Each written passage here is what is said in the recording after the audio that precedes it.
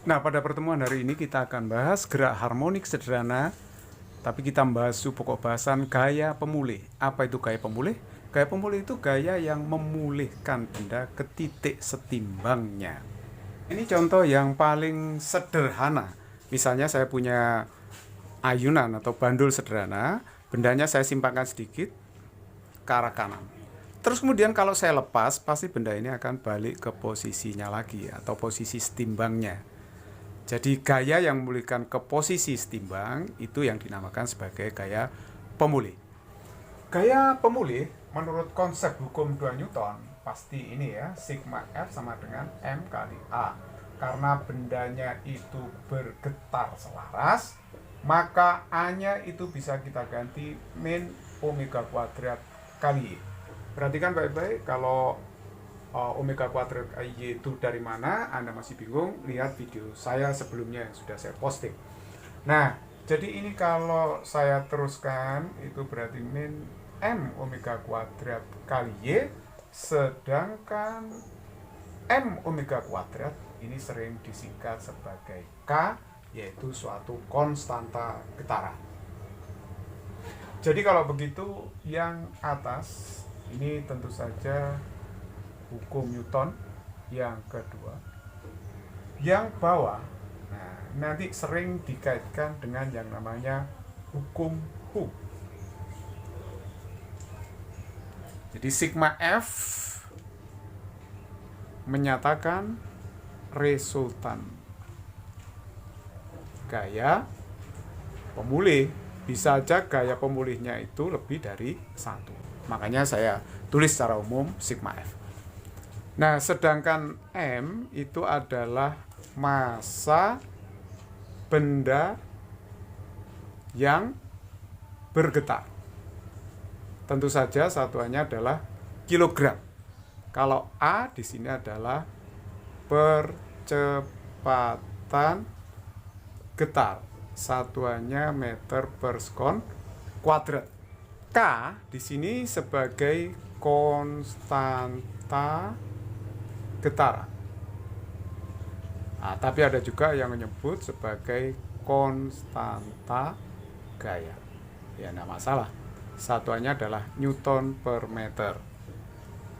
Sedangkan Y adalah simpangan yang sudah kita kenal sebelumnya. Kenapa ini tandanya kok min? Sekali lagi, dalam getaran selaras atau gerak harmonik sederhana, arah simpangan itu selalu berlawanan dengan gaya pemulihnya. Makanya di sini tandanya min. Nah, ini contoh yang sederhana mengenai penerapan dari gaya pemulih. Soal nomor 1 ini, tentukan periode bandul sederhana yang ber-GHS. Artinya dia bisa bergetar selaras saat mengayun. Jadi kalau saya gambarkan, ini ada tali penggantungnya, panjangnya misalkan L, massa bendanya M. Nah, ini kalau diayunkan, disimpangkan sedikit ke kanan misalkan, terus dilepas, dia akan bergerak bolak-balik sekitar titik setimbang seperti ini ya. Bergerak terus begini. Selama amplitudo dan frekuensinya tetap tidak berubah, berarti dia bergerak harmonik sederhana. Dan simpangannya jangan terlalu besar, kecil aja. Ini mirip seperti bandul jam tuh. Kita bisa menentukan periodenya dengan konsep gaya pemulih. Nah, ini sudah saya gambarkan uraian gaya-gayanya. Kalau ini pas benda di sini, simpangannya misalnya ke sana ya. Terus kemudian gaya berat saya gambar arahnya ke bawah seperti ini. Kita uraikan tegak lurus radius maupun sejajar radius. Yang tegak lurus ini adalah W sin, yang ke sana adalah W cos, pasti. Karena kalau sudutnya theta, ini juga theta kan, karena sudutnya sahadap. Samping sudut uraian pakai cos, yang lain pasti sin. Nah, gaya pemulihnya itu adalah W sin theta, karena gaya ini yang memulihkan ke kondisi setimbangnya. Kalau W cos itu hanya menegangkan tali aja. Nah, perhatikan baik-baik, kalau simpangannya kecil, maka panjang busur S ini dianggap sama dengan Y. Jadi dianggap sama atau mendekati. Sehingga sin theta itu bisa saya tulis Y per L ya. Kalau di sini L itu juga L, panjang talinya nggak molor, kuat ya, nggak molor. Jadi kalau di sini L, di situ juga L, jadi sin theta depan dibagi miring, Y per L. Nah, jadi gaya pemulihnya itu adalah W sin theta. Tapi jangan lupa bahwa gaya pemulih itu selalu melawan simpangan. Artinya kalau simpangannya ke kanan, gaya pemulihnya berlawanan justru ke kiri gitu kan ya. Jadi kalau begitu ini jangan lupa kasih tanda min. Hukum Newton mengatakan sigma F itu M kali A. Jadi M dikalikan A, kita teruskan aja ini M kali sin theta. Jadi M-nya bisa kita coret. Karena dia bergetar, berarti A-nya min omega kuadrat kali Y. Jadi ini min G, sin theta-nya saya ganti Y per L. Akhirnya Y-nya bisa saya coret. Minusnya juga bisa saya coret. Omega kuadrat adalah G per L.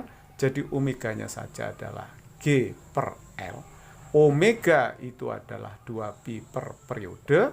Jadi ini akar G per L. Kalau saya kalikan silang, berarti T-nya itu adalah 2pi akar L per G. Inilah periode bandul sederhana yang sedang mengayun, yang bergerak harmonik sederhana.